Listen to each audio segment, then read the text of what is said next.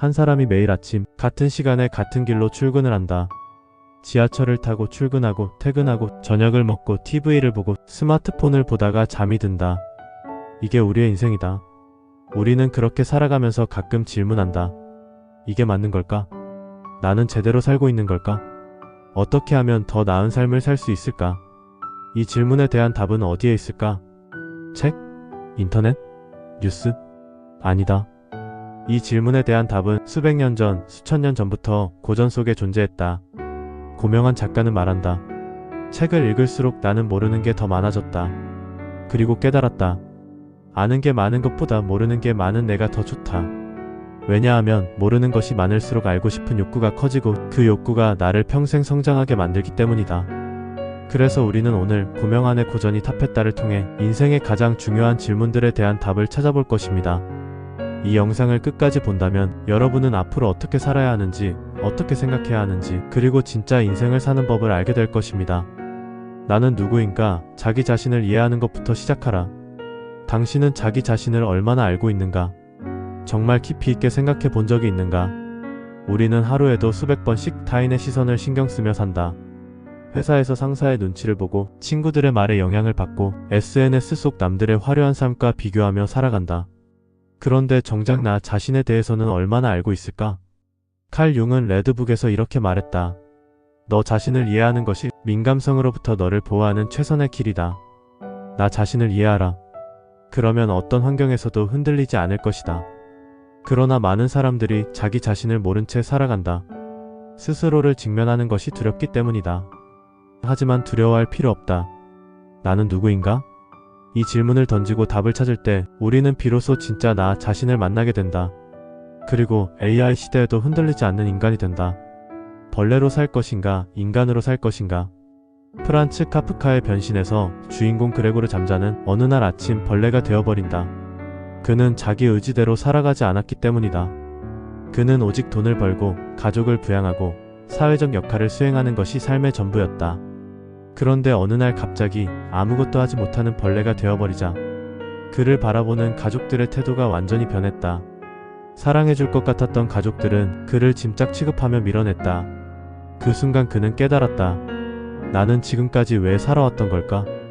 여기서 중요한 질문이 하나 있다. 우리는 과연 자기 의지대로 살고 있는가? 아니면 그레고르 잠자처럼 세상의 흐름에 끌려다니며 살고 있는가? 한낱 벌레일지라도 자기 의지대로 산다면 그렇게 살지 않는 인간보다 낫다. 이것이 자기 자신을 이해하고 자기 의지로 사는 것의 중요성이다. 돈키호테는 왜 모험을 떠났을까? 사람들은 묻는다. 어떻게 하면 안정적인 삶을 살 수 있을까? 그런데 여기서 질문을 바꿔보자. 정말 안정적인 삶이란 게 존재할까? 자전거가 계속 움직여야 안정적인 것처럼 인간 역시 계속 움직여야만 안정적이다. 멈추는 순간 우리는 녹슬어버린다. 돈키호테는 그래서 모험을 떠났다. 그는 오래 살기 위해 떠난 게 아니다. 잘 죽기 위해 떠났다. 죽음을 피하기 위해 살아가는 것이 아니라 진짜 삶을 살기 위해 떠난 것이다. 고명한 작가는 말한다. 진정한 안정이란 움직임 속에 있다. 그렇다면 우리는 어떻게 살아야 하는가? 움직여라. 지금 당장 당신이 꿈꿨던 일을 시작해라. 그러면 모든 것이 변할 것이다. AI가 절대 인간을 넘을 수 없는 이유. AI가 인간을 뛰어넘을 수 있을까? 많은 사람들이 걱정하는 주제다. 하지만 AI는 인간을 절대 뛰어넘을 수 없다. 왜냐하면 AI는 땀을 흘릴 수 없기 때문이다. AI는 지식을 계속 학습하며 넓어질 뿐 결코 깊어질 수 없다. 오직 인간만이 사유하고 몸을 움직이며 깊어질 수 있다. 몸이 머리를 지배한다. 과학과 거리를 두라는 말은 몸을 움직이라는 뜻이다. 당신은 마지막으로 몸을 써본 게 언제인가? 책상 앞에 앉아 머리로만 고민하고 있지는 않은가? 움직여라. 그것이 인간이 AI를 이기는 방법이다. 왜 인간은 생각하지 않는가? 우리는 하루에 얼마나 깊이 생각하는가? 정말로 나는 누구인가? 어떻게 살아야 하는가 같은 근본적인 질문을 던져본 적이 있는가? 생각하는 법을 배워야 한다. 하지만 우리는 생각하는 법을 배우기 전에 생각을 멈추는 법을 배웠다. 쇼펜하우어는 말했다. 스스로 생각하는 것이 직관이고 남이 만들어 놓은 완성된 생각을 받아들이는 것이 개념이다. 지금 우리의 교육을 보라. 아이들에게는 생각할 시간을 주지 않는다. 그저 문제를 풀고 암기하고 빠르게 답을 내는 것만 요구한다. 그러니 사람들은 어느 순간부터 스스로 생각하는 능력을 상실한다. 그리고 남이 정해준 기준을 그대로 받아들이고 세상의 흐름에 끌려다닌다. 생각하라. 자신의 삶에 대해, 자신의 목표에 대해 끊임없이 생각해야 한다. 당신은 지금까지 정말 스스로 결정하며 살아왔는가? 아니면 남들이 정해놓은 길을 따라가며 살았는가? 진정한 삶은 스스로 생각하는 순간부터 시작된다. 고전 속에 숨겨진 돈 버는 법. 많은 사람들이 돈을 좇는다. 하지만 돈을 좇는 사람들은 대부분 돈을 제대로 벌지 못한다. 돈을 좇는 순간 돈은 더 멀어지기 때문이다. 고전은 말한다. 돈은 소유하는 것이 아니라 존재하게 해야 한다. 니코스 카잔차키스의 글이 쓰인 조르바에서도 이렇게 말한다.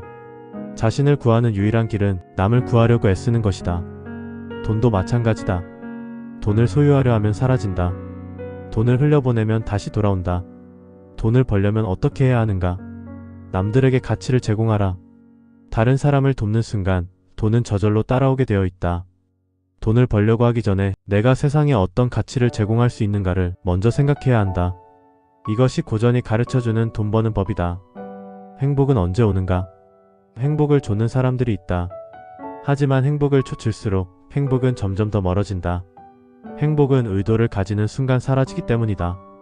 칼 융은 말했다. 진리에 이르는 길은 의도를 갖지 않는 사람에게만 열린다. 우리는 행복하기 위해 돈을 벌고 좋은 직장을 찾고 좋은 차와 집을 가지려고 한다. 그런데 그렇게 얻은 행복은 오래가지 않는다. 행복을 목표로 삼는 순간 우리는 오히려 더 불행해진다. 진짜 행복은 언제 오는가? 행위 자체에 몰입할 때, 어떤 목표를 이루겠다는 의도를 내려놓고 그 과정 자체를 즐길 때 행복은 자연스럽게 찾아온다. 행복을 좇지 말라. 행복은 몰입하는 순간 자연스럽게 따라온다. 소유하지 말고 존재하게 하라. 에릭 프롬의 소유냐 존재냐에서 이렇게 말한다. 사람들은 소유하려 한다. 하지만 진짜 중요한 것은 존재하는 것이다. 소유하려는 순간 우리는 불안해진다. 돈을 소유하려 하면 돈이 사라질까봐 불안하다. 사랑을 소유하려 하면 상대가 떠날까봐 불안하다. 그러나 존재하는 사람은 불안하지 않다. 그는 이미 충분하기 때문이다.